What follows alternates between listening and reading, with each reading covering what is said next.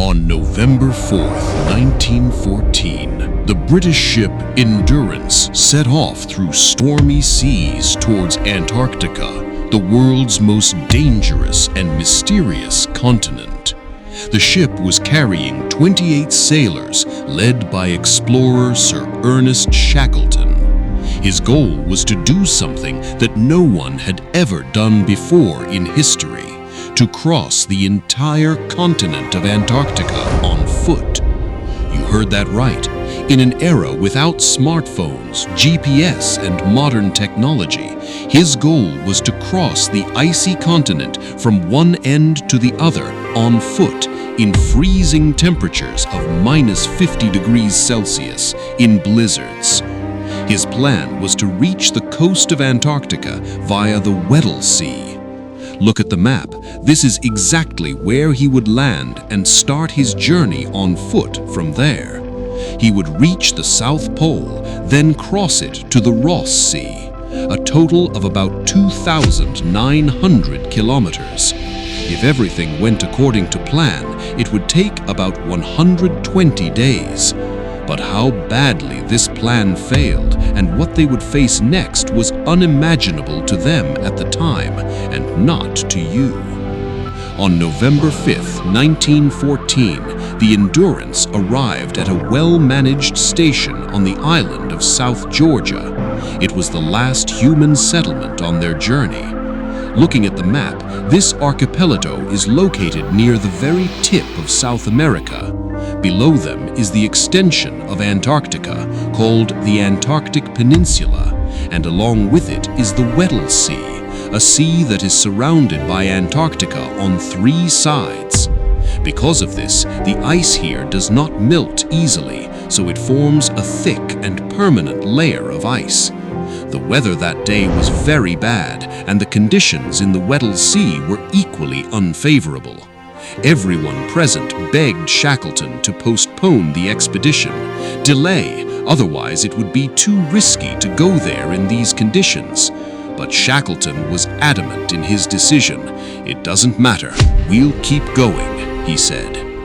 On December 5th, 1914, the Endurance set sail, but his fears soon became true. The ice in the Weddell Sea proved to be much heavier and denser than expected, but Shackleton pressed on. On January 18th, 1915, after some time on the ice, the ship became completely stuck. A few days later, some sailors saw a 15-foot crack in the ice 50 yards from the ship. This small crack was their last hope of escape, so the engine was run at full speed for 3 hours to free the ship from the ice. But the ship did not move an inch. The sailors got out of the ship and tried to cut the ice with axes and chisels, but failed. Gradually, the iceberg on which the ship was stuck began to drift further and further from land. The place in Antarctica where the sailors were supposed to land was called Vassal Bay. However, the ship stuck in the ice was slowly drifting further and further away, reaching about 60 miles away. The problem was that there was still some water between the iceberg and Vassal Bay, so the sailors could not get off the ship and walk there. On the other hand, the ship stuck in the ice itself could not move. Weeks and months passed in this attempt to free the ship. Winter was approaching in Antarctica, and winter meant 24-hour darkness. For weeks and months, not a single minute of sunlight would be seen. Shackleton ordered everyone to spend the winter on the ship. But winter meant increasing cold, snowfall, and blizzards. Gradually, the pressure of the ice on the ship began to increase. A photographer named Frank Hurley was also on board with a camera. He took some pictures, which you can see on the screen. In them, you can clearly see how the nearby ice began to crush the ship. On September 30th, 1915, a clear crack appeared in the side of the ship. But the sailors still held out hope. At 6:45 p.m. on October 24th, 1915, the ice suddenly cracked under the pressure and a chunk of it crashed onto the ship. A large iceberg broke off the stern of the Endurance, causing water to enter. All the sailors immediately set to work pumping out the water. They continued their efforts for 3 days, but the water was coming in faster than they could pump it out. The temperature was minus 8.5 degrees Celsius. Still, there was no sign of fear or panic on the faces of the sailors. Some climbed out and began to cut off the icebergs that were pressing on the ship. But it was of little use. The ship was still filling with water. It was filling quickly, and the pressure of the ice on the ship was not easing. Finally, Shackleton gave up and ordered the sailors to abandon ship. Go down. At this point, a sailor named Tom McLeod saw the whole situation and said, "I don't think we'll ever get home again." The ship had been stranded for more than 9 months. On October 27, 1915, a loud explosion was heard. Shackleton looked back and saw something very shocking. The stern of the ship had suddenly risen 20 feet. The ship's rudder and stern posts were dislodged. The ship's timbers began to break, and the bow quickly filled with water. Fortunately, all the crew had already gotten out. Shortly after, the water turned to ice, causing the entire bow to slowly sink. With the sinking of the ship, Shackleton's dream of crossing Antarctica on foot was shattered. But now the question became more serious. Would they ever make it back alive? The crew had no radio, no telephone, no means of communication with the outside world. They were stranded on an iceberg in the Antarctic Ocean, a block of ice that was drifting by itself. On this iceberg was a huge iceberg on which the crew had set up camp. The first thing they did was to review their accounts. What else did they have left? How much food and water did they have? The answer was that they had 3 small boats, a sledge to move across the ice, some personal belongings, and about a month's worth of food. Only a month's worth of food. There was not enough room to sleep at night, so many had to sleep on the ice. Most slept huddled together to avoid freezing. The chances of any moving ship finding them were almost impossible because they were in the Antarctic Ocean where no other ships go. They had not seen anyone for over a year. The outside world did not even know if they were alive. They could not send any messages, and there was no hope of help.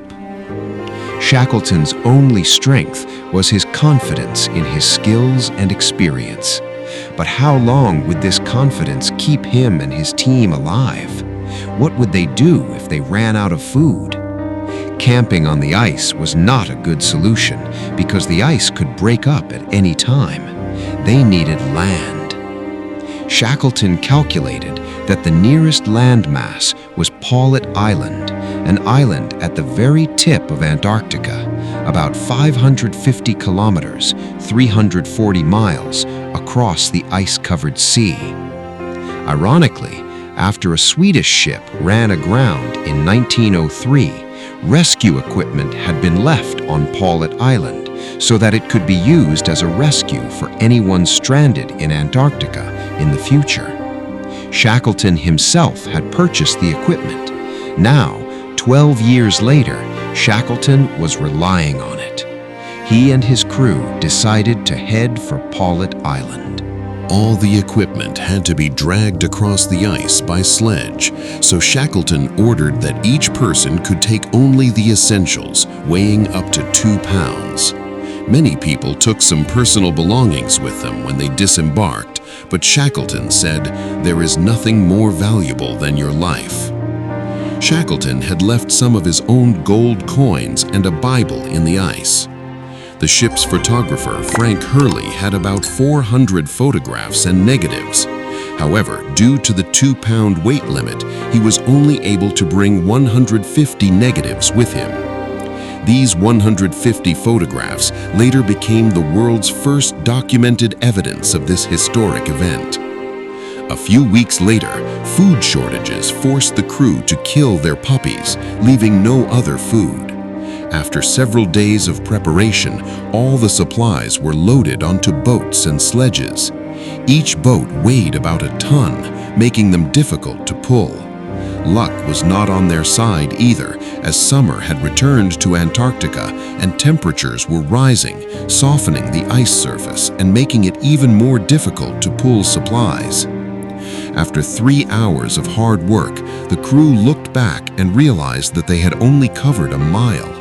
The road ahead continued to get worse. Shackleton decided to camp there until the iceberg came close to land. He named the iceberg they camped on Ocean Camp. Shackleton gave each member of his crew a task to avoid boredom or frustration.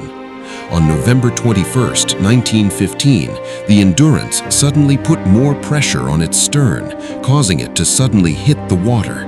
It floated for a while, then slowly sank under the ice. The sailors, who were only a few kilometers away, saw the whole thing happen before their eyes. Although they had already left the ship, the sinking of the ship left them with a deep emotional impact. It was as if their last anchor on Earth had been torn. Now all that remained was this iceberg and their ocean camp built on it.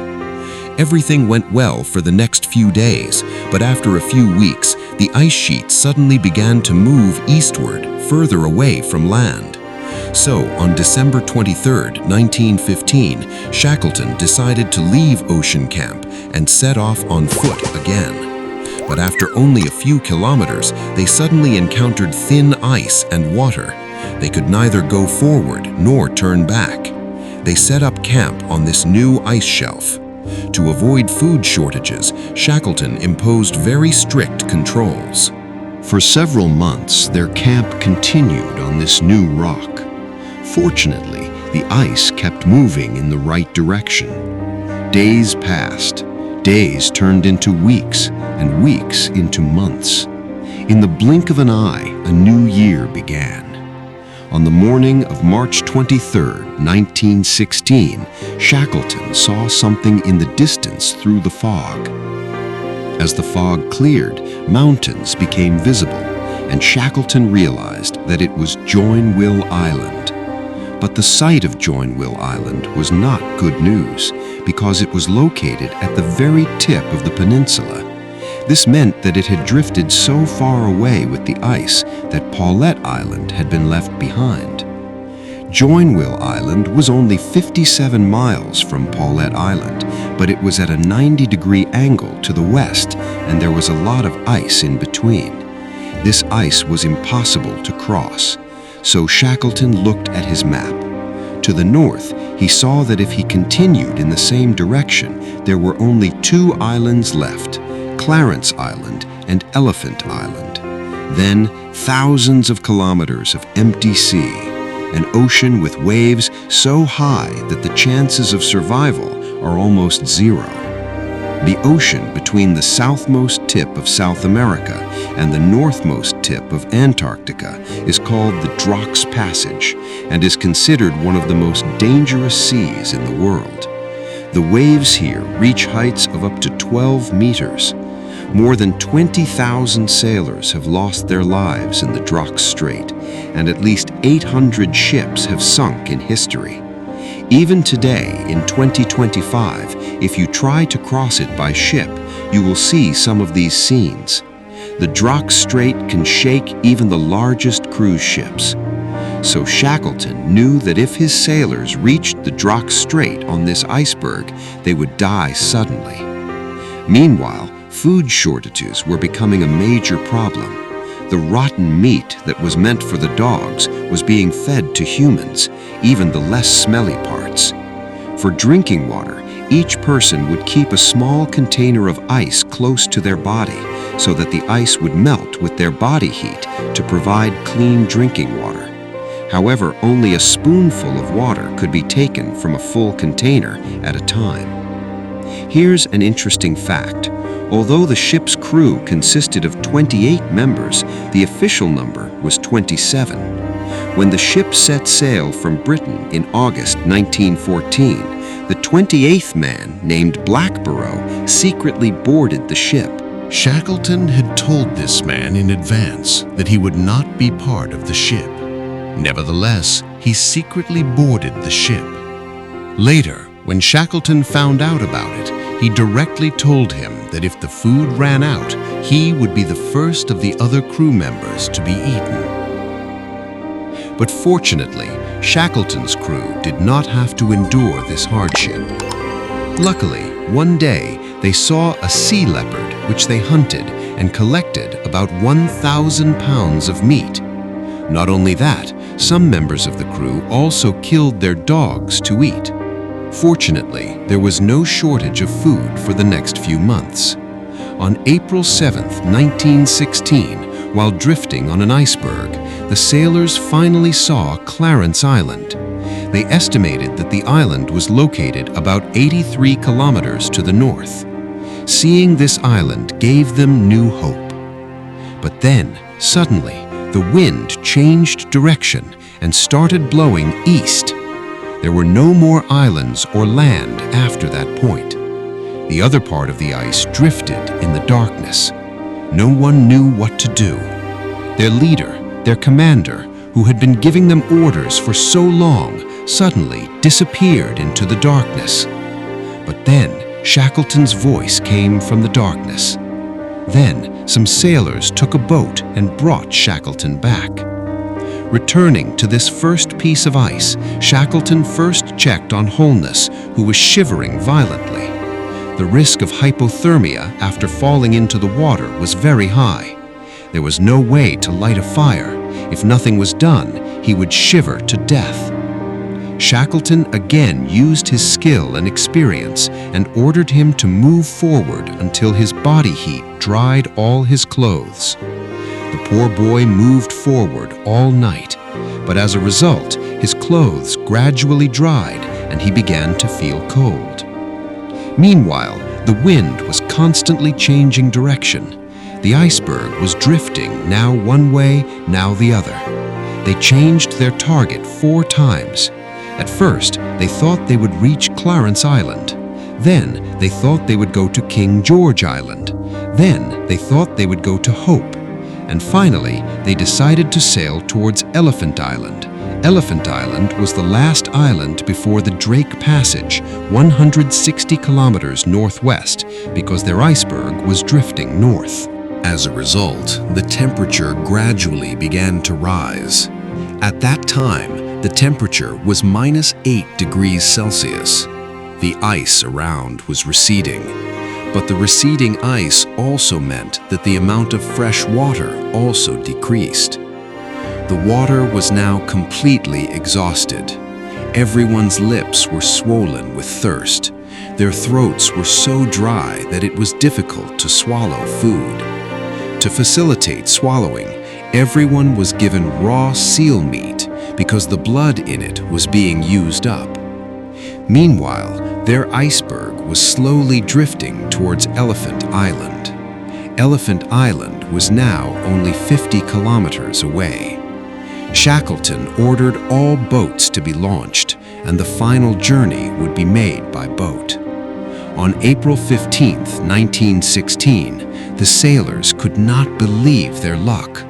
All 3 boats reached the island safely, and after 497 days, the sailors finally found land beneath their feet. After suffering hellish torment, this uninhabited pile of rocks seemed nothing to them.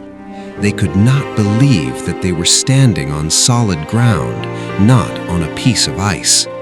Everyone was overjoyed, but they did not know that their troubles were not over yet. One of their party, Blackborough, lost both of his legs.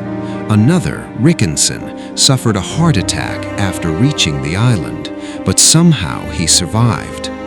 The biggest problem was that Elephant Island was completely uninhabited. No people lived there. There was no rescue equipment, and there was no means of communication. The island was located in such a way that no one would go there. Not even ships would pass by. So the problem remained: how to get home. Looking at the map, Shackleton saw three options. First, to sail to Cape Hatteras, the southmost tip of South America, about 800 kilometers to the northwest. Second, to the Falkland Islands, about 880 kilometers to the east of South America. Or third, to sail to South Georgia Island, 1,300 kilometers to the northeast for help. The first two options were close, but getting there meant crossing the Drake's Passage.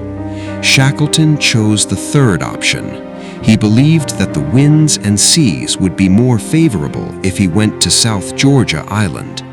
The crew's condition had deteriorated so much that it was impossible to take everyone with him. Shackleton decided to sail to South Georgia with a small group of 5 men. Once there, they would seek help from a ship, while the rest of the group would set up camp on Elephant Island. On April 24, 1916, Shackleton and his small group of 5 set out for South Georgia Island. If you look at their planned route on a map, you will see that the Drake's Passage could not be completely avoided.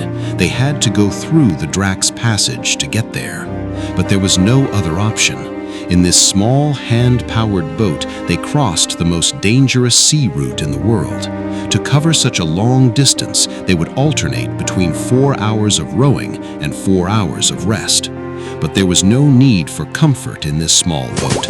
They spent the entire journey wet, vomiting, and exhausted by the strong waves. It was April, the beginning of winter in Antarctica. The sun only shone for a few hours. The remaining 20 hours were spent in darkness. These few hours of sunlight were very important because they were the ones who used the sextant to determine the correct direction. They rowed for hours, and those hours turned into days. Along the way, the boat would fill with water again and again, which they would pump out. Once or twice, the waves were so big that the boat almost capsized. They spent the entire journey drenched in the ocean waves, vomiting and exhausted.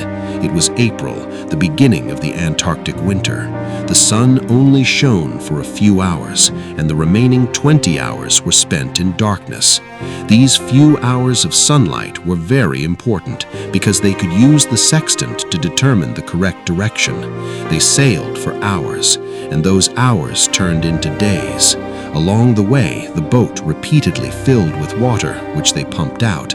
Once, a wave came so big that the boat almost capsized. For a moment, it seemed that the boat could no longer be saved, but fortunately, they survived and continued their journey. They took some food with them on the boat, but that also became a big problem. There was not enough room on the deck to sit upright and eat, so they had difficulty swallowing. Because of this, they had to eat while lying on the boat.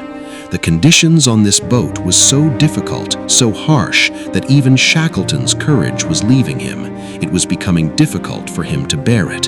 When a small bird began to fly over the boat, it began to curse him in anger. Despair was weakening him more and more. But gradually, after sailing day and night, they came very close to their destination. South Georgia Island was now only 3 miles away. But before they could celebrate, a sudden storm arose. Their boat was caught in the storm. The waves suddenly became uncontrollable. Sometimes the boat was rocking this way and that. Sometimes it was crashing in one direction or another. The men no longer had the strength to fight. They put the ropes aside and gave up. The storm continued to rock their boat from side to side. But after a few hours, when the wind slowed and the clouds began to clear, they looked up and saw their South Georgia Island, now only a mile away. Seeing this view of the island, they used up every last bit of their strength. Everyone rowed with all their might, but the waves were still strong. Deep down in Shackleton's heart, he began to feel that the end was near. The boat was not moving. But in reality, although slowly, they were moving towards the island. After 3 weeks of fighting the storm, wind, and water, they finally landed on South Georgia Island on May 10, 1916. It was the same island from which they had set off for Antarctica 522 days earlier. A wave of joy swept through them.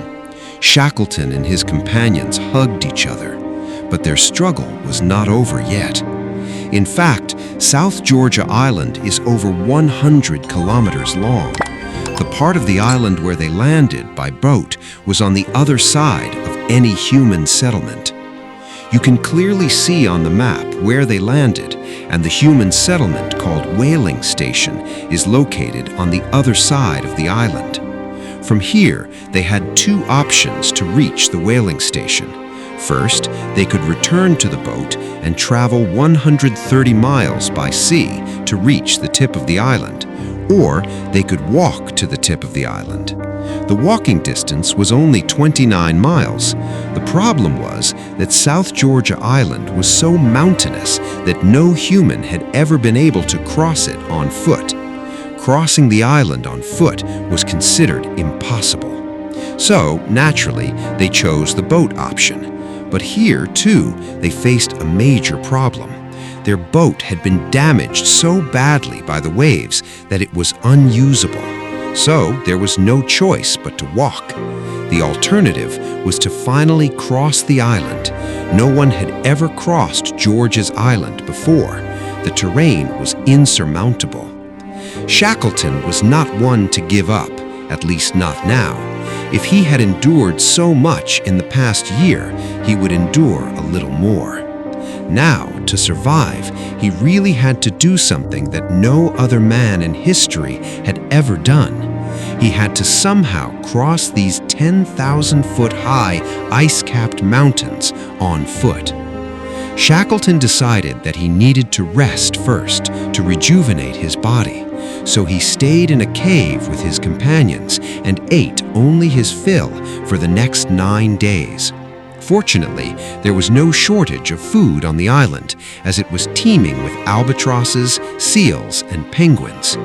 After these 9 days of rest, he set off for King Hawk's Bay at 3 a.m. on May 19, 1916. They took 2 other sailors with them, Worsley and Crean.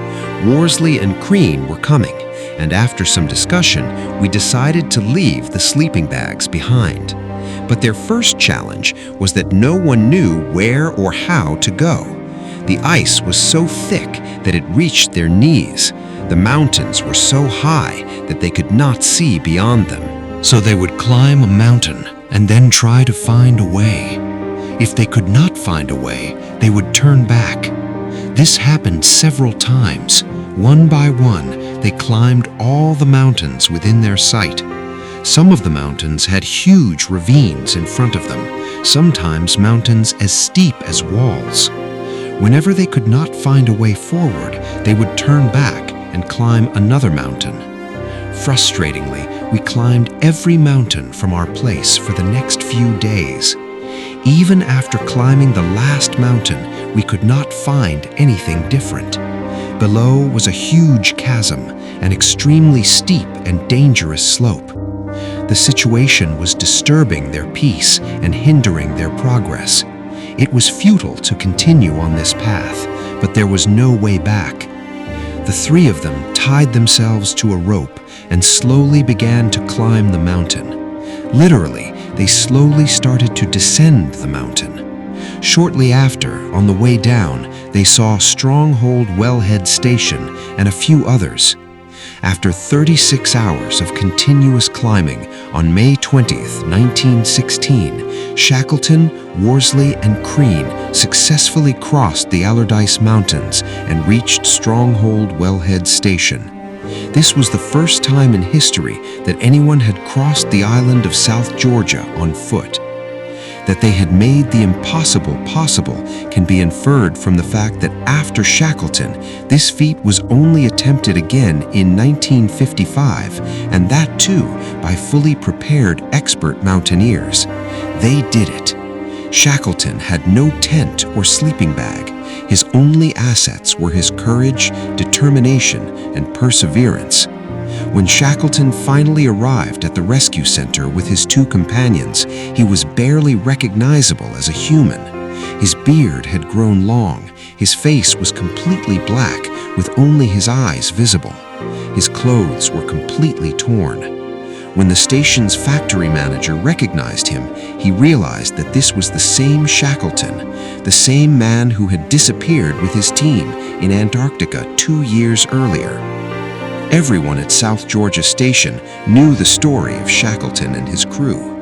Everyone knew it as a tragic event, the man who had perished with his ship. But they could not believe that this same man was standing before them alive 2 years later. The factory manager immediately provided him with food, some new clothes, and a bed to sleep in for the night. The 3 men bathed and shaved, and the next day, Worsley took a boat to King Haakon to rescue his remaining 3 sailors, the same 3 who were still waiting for Shackleton on the other side of the island. But Shackleton's real concern was for his 22 sailors stranded on Elephant Island. It had been over a month since he last saw them. Were they still alive? How can you stay motivated to survive in such a situation, especially when you don't know if your captain has successfully crossed the Drake Passage or if anyone will come to rescue you from the other side? Tell us the truth in the comments below. How long can you last like this? Shackleton did his best to rescue the people on Elephant Island as quickly as possible. But as soon as he got there, the rescue ship got stuck in the ice again. He tried again, but it didn't work. The same thing happened a 3rd time. Over 3 months, they tried 3 times to reach Elephant Island to rescue the survivors, but each time they had to turn back their ship. As time passed, Shackleton's anxiety grew. He specifically requested an icebreaker from the British government. They were given a ship called Discovery, but it would take weeks to arrive. Shackleton was in no mood to wait. He did not know how long the survivors would be able to survive. He requested another ship called Yecho from the Chilean government. On August 25, 1916, they set sail again for Elephant Island. It took them about 6 days. This time, they successfully reached Elephant Island on August 30. What they saw there was a complete shock. In fact, 22 survivors were stranded on Elephant Island. Shackleton realized that they would need leadership, otherwise they would become despondent and despairing. That's why Shackleton appointed a man named Frank Wild as their leader. After Shackleton left, they all turned 2 boots upside down and built a shelter on Frank Wild's orders. They spent 128 days there. They provided themselves with food by hunting penguins and seals. In the midst of cold, hunger, and despair, Frank Wild would say the same thing every morning. "Friends, pack your things. The boss may come today." The boss, that is Shackleton, never came. Days turned into weeks, and weeks turned into months. But every morning, Frank would wake up and say the same thing. "Friends, pack your things. The boss may come today." Every morning, Frank would climb the mountain to see if a ship had arrived, and every evening, he would return empty-handed. After 4 months, the men's courage was waning, and their suffering was increasing. One of them, Black Burrows, developed a serious infection in his leg. It was later discovered that it was gangrene. His leg had to be amputated. As the days passed, they became more and more convinced that Shackleton had never actually reached South Georgia. Perhaps his boat had sunk en route. 4 months and 6 days had passed since Shackleton had set out. Frank Wild also decided that they had to move on.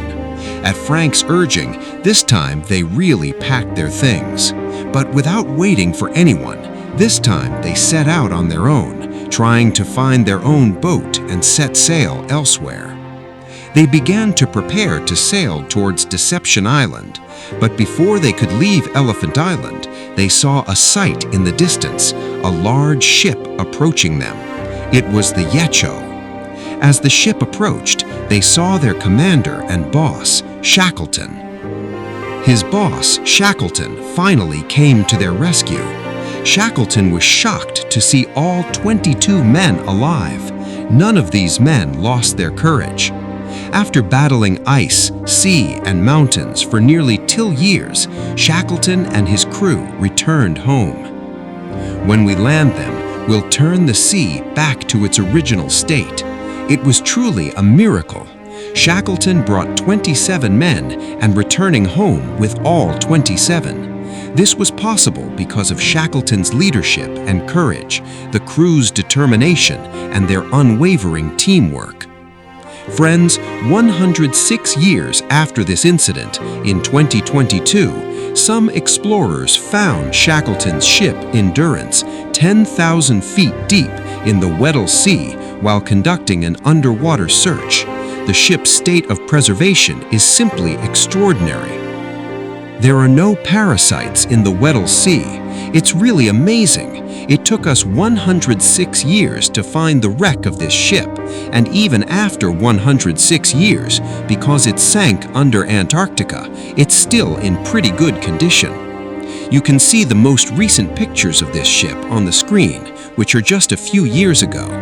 And if you ever go to South Georgia Island today, you'll find Shackleton's grave there. He set out to make history. He became the first person to cross Antarctica on foot. Although he failed in his original plan, he achieved something even more miraculous and amazing.